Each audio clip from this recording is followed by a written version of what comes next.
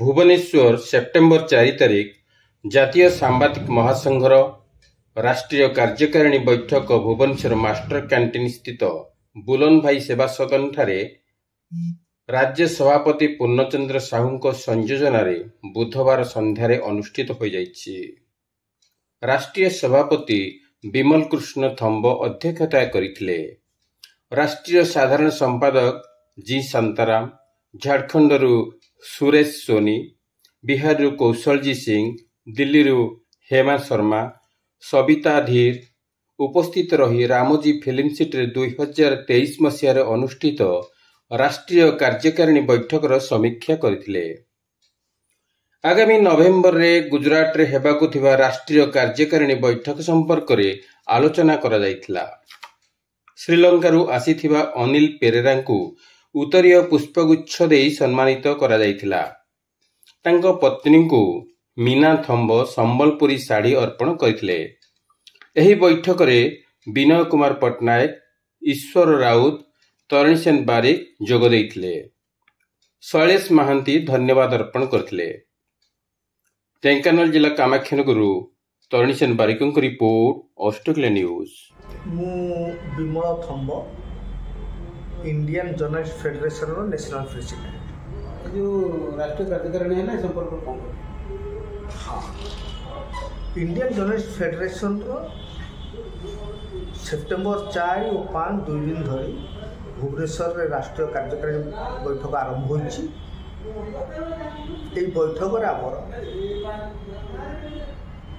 ओडिशा, उत्तराखंड, दिल्ली, झारखंड, बिहार, पश्चिम बंग समेत 10टी जिलार प्रतिनिधि आछंती। आजिर बैठक रे मुख्यतः सांबादिक मानकर सुरक्षा, निरापत्ता ये उपरे आलोचना कराइथिला। विशेष करी केंद्र सरकार ठारू आरंभ करी प्रतिटी राज्य सरकार को आम संगठन अनुरोध करे जे सांबादिक मानक सुरक्षा पाई प्रति राज्य रे विधानसभा रे स्वतंत्र भाव रे एक बिल पारित होगा दरकार।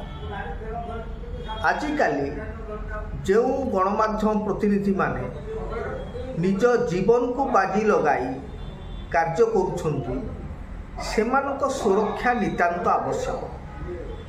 यदि ओडिशा क्षेत्र में कहा जाए एठारे डाक्तर और वकीलों सुरक्षा पाई स्वतंत्र बिल रही, स्वतंत्र आईन रही, किंतु सांबादिक मानक पाई सेभली किछि विधि विधान नाही। एबे ओडिशार जो नूतन सरकार आसीची, मुख्यमंत्री आमर मोहन चरण माझी अछंती, से बेस सांबादिक मानक पाई तांकर हृदय रही, दरदी अटंती। ता अर्थ नुहे जे अतीतर सरकार किछि करथांती, सेमाने भी करिसंती, किंतु सेमानकर अधूरा कार्य को नूतन सरकार पूरण करिए बोली मु आशावादी। तेणु आज ये राष्ट्रीय कार्यकारिणी बैठक में विशेषकर मु ओडिशा सरकार को अनुरोध करी अंतत पक्षे सांबादिक मानक सुरक्षा बिल पाई से विधानसभा रे